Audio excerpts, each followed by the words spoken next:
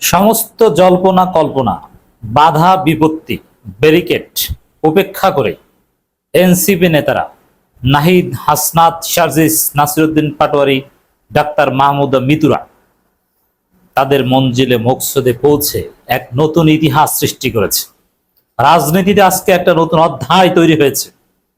হাজার হাজার police helmet পরে যুদ্ধংদেহী ভাবে, পুলিশ সুপার থেকে শুরু করে সার্কেল এসপি যত আছে, ওসি থেকে শুরু করে কয়েকটা থানার ওসি, পুরো হবিগঞ্জের ফোর্স, এমনকি বিজিবিও মোতায়েন করা হয়েছে অ্যাসিস্ট্যান্স ফোর্স হিসেবে, আনসার সহ। এনসিপি নেতাদের বালুর ট্রাক দিয়ে আটকানোর 4 দফার চেষ্টা শেষে ব্যর্থ হয়েছে।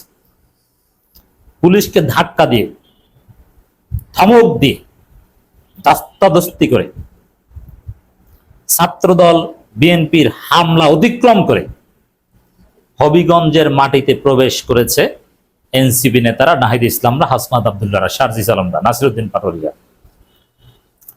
হবিগঞ্জের কোন গাউস কুতুবের বিরুদ্ধে নাকি এনসিপি নেতারা বলে, তারপরে নাকি তাদেরকে পিটিয়েছে।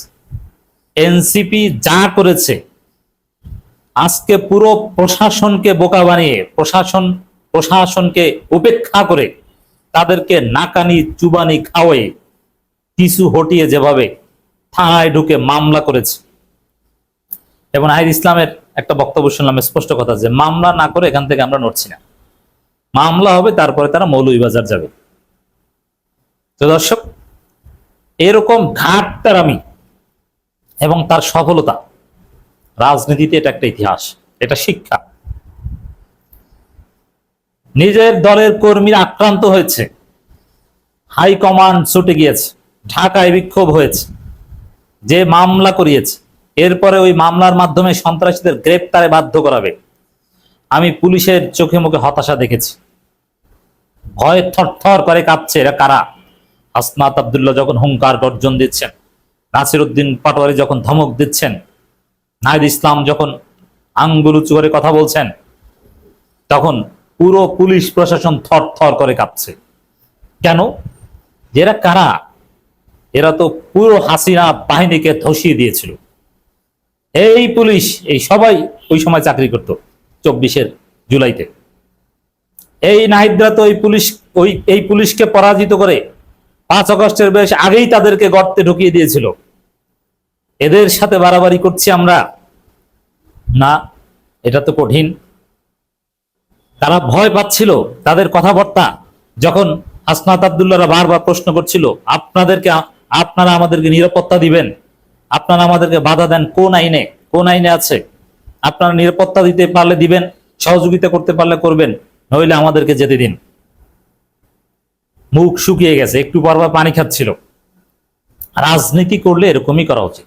দিন শেষে নাসিরউদ্দিন পাটোয়ারি, হাসনাতদের উপর গ্রেপ্তারকারীরা গ্রেপ্তার হোক বা না হোক, 4 জায়গায় মতান্তরে 5 জায়গায় ব্যারিকেড উপেক্ষা করে, ব্যারিকেড ভেঙে পরাজিত করে, আশেপাশে পুলিশকে সহযোগিতার জন্য বিএনপির হেলমেট বাহিনী ছিল আওয়ামী প্যাটার্নের, পরাজিত করে জায়গা মতো পৌঁছে গিয়েছে।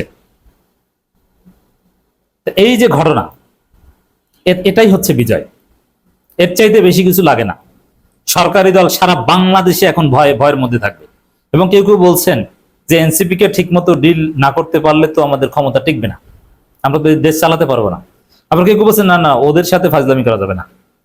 জামাতের সাথে লাগে, কিন্তু ওদের সাথে লাগা যাবে না। ওদের সাথে লাগলে ওরা শেষ দেখে চলে, আর জামাতকে মারলে তখন কানতে কানতে আল্লাহর কাছে বিচার দিয়ে ঘরে ফিরে যায়। যদিও আল্লাহ যেদিন ধরবেন, আল্লাহর কাছে বিচার দেওয়াটা যদি কবুল হয়ে যায়, এর চাইতে বড় কোনো বিচার আর নাই।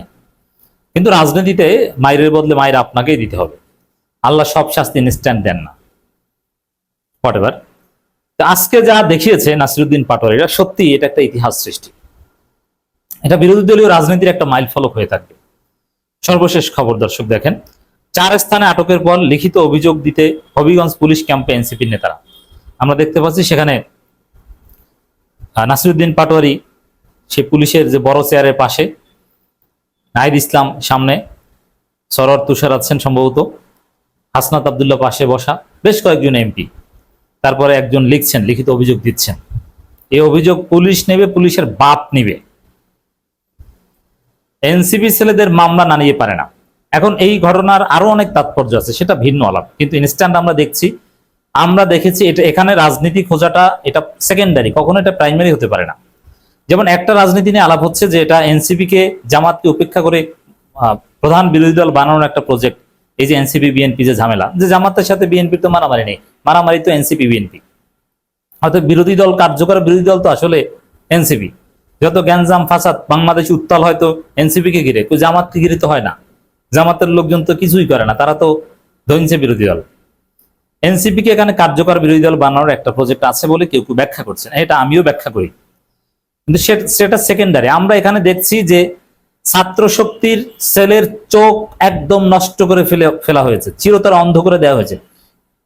5 আগস্ট পরবর্তী নতুন বাংলাদেশে যেই এনসিপির ছেলেদের, জুলাই যোদ্ধাদের রক্তের বিনিময়ে যে বাংলাদেশ কায়েম হয়েছে, সেই বাংলাদেশে জুলাই যোদ্ধাদের চোখ চিরতরে অন্ধ হয়ে যাবে।